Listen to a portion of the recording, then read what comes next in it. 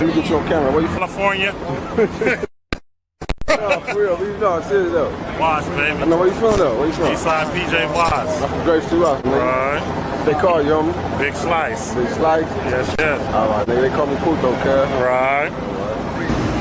In that hustle. Big shout out to SPI, Spotter Low. You know, I'm in the black box. Had to come through, tap in, show love one time. Yeah, y'all make sure y'all subscribe. Stay tuned. All that. I know I had a pair or two of them Patrick Ewings. They were some big old, heavy, bulky ass shoes, as I can recall. But I ran across a story on the channel entitled, what's the name of this channel? Oh, Lionel B Stories. Patrick Ewing ruined his $100 million sneaker empire by doing this. I got curious. How do you fuck off a $100 million sneaker empire? So, with no further ado, let's see what Lionel B says Patrick Ewing had been up to. Now, when we talk about the 90s sneaker royalty, everybody immediately thinks of the Jumpman. But what if I told you there was a time when a 7-foot giant from Jamaica was running neck and neck with Michael Jordan? A man who didn't just want a logo, he wanted the whole company. I'm talking about Patrick Ewing. Now, at his peak, his brand was doing over $100 million in sales. Then suddenly, it went ghost. Now, today, we're diving into the legendary rise, the mysterious fall, and the underdog comeback of Ewing Athletics. You already know how we do it. Now, let's get into the story. Now, check this out. Back in '85, Patrick was the #1 pick for the Knicks, the biggest market in the world. How old were you in '85? I was 9. He'd been rocking Nikes at Georgetown, and everyone thought he was an easy shoe-in for the Patrick Ewing had an old man face even in high school. Damn. bread. But here's the real spill. Nike was paying Jordan $500,000. Patrick's team wanted more. Nike blinked. They was definitely afraid to upset MJ. So Pat went on to sign with Adidas.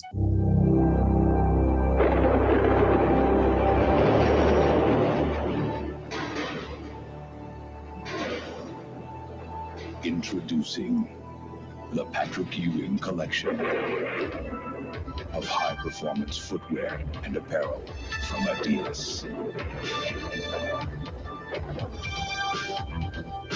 It's unstoppable. But by the late 80s, Ewing was tired of being just another employee. He started wearing these mysterious all-white sneakers to mess with people's head. Then in 1989, he did the unthinkable. He walked away from the big brands to start Ewing Athletics. Good looking shoes right there. Definitely. Yeah. And you own this company? Well, I have a percentage. Yeah. And how are your shoes different, better, and to be consumed? Well, I think it's not. Basically, there isn't any difference. It's the same shoes, same quality as all the Adidas and Nike and whatever. But the price is less. It's gonna sell for about $39. They seem like good shoes. Just shackles on. I guess those business models just don't work for longevity, especially amongst black, because we want the finer things. Yeah. For a comparable pair of basketball shoes in another brand, they're like $60. About $100. $100? Yeah. Well, that stinks. So I hope this Yeah, $100. Remember when $100 was a crazy number for shoes? That's crazy. turns out to be a big success. Now, will you play in these? Yes, I do play in these. He was the first player to ever truly own a piece of his own footwear empire. Now, he wasn't just a face, he was the boss. Now, when the 33 high dropped in 1990, man, it was a wrap. In the 90s, you couldn't go to a schoolyard, watch a rap video, or walk through NYC without seeing those bulky, high-top joints. They were loud, they were aggressive, and they were authentic.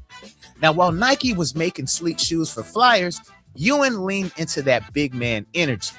By 1992, at the Barcelona Olympics, only two dudes on the Dream Team had their own signature brands, Michael Jordan and Patrick Ewing. He was doing $100 million in revenue. Now, people forget, Pat was a close second to Jordan in sales. He proved that big men could sell shoes if they owned the vibe. Did your heart sink when Michael Jordan made that shot to send it to overtime? No, I didn't think. You know, Michael's a great player, and he rose to the occasion. We had to come out and rise to the occasion ourselves, and I thought that we did that. So how does $100 million company just stop? Well, it wasn't just a competition. See, heavy is the head that wears the crown.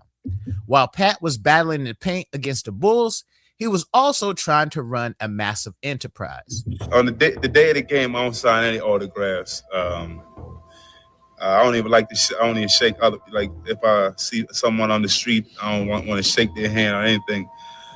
I only want to shake the hands of my teammates, things like that.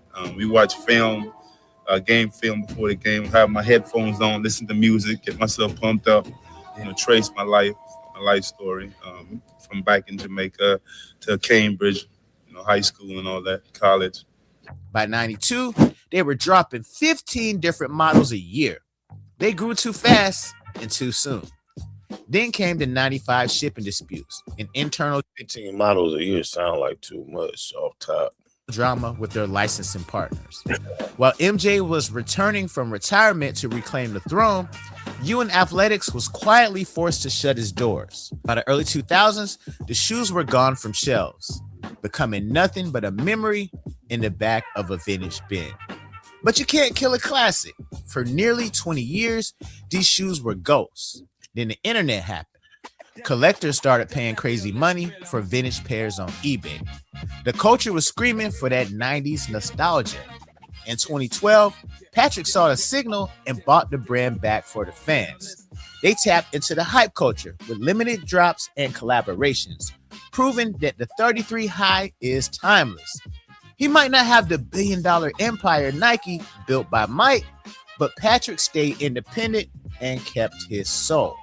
But staying independent came with a heavy price. By the mid-90s, the sneaker landscape was shifting. The bulky aesthetic was being traded in for sleek, aerodynamic designs, fueled by the rise of Penny Hardaway's Foamposites and the evolution of Air Max. As the 90s drew to a close, Ewing Athletics quietly faded from the shelves of major retailers. For over a decade, the brand became a ghost, but it didn't disappear.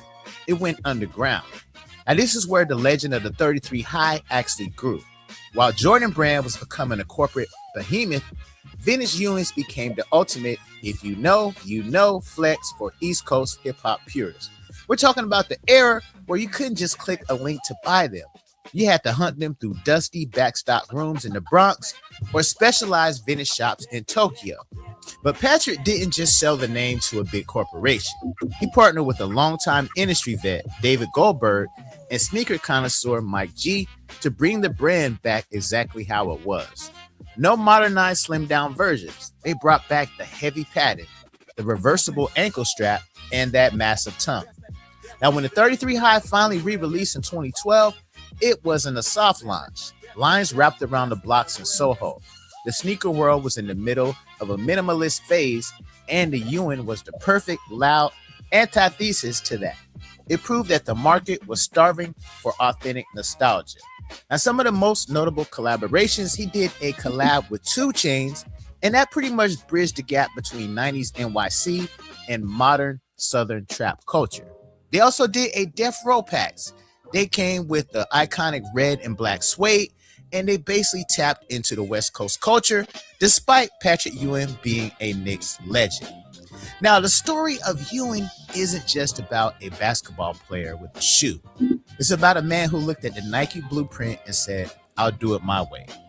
In a world where every athlete is a brand ambassador, for a multi-billion-dollar corporation, Patrick is the sole proprietor of his own legacy. He owns the 33. He owns the history. And every time you see that orange and blue high top on the street, you're looking at a piece of New York City concrete that refused to be paved over.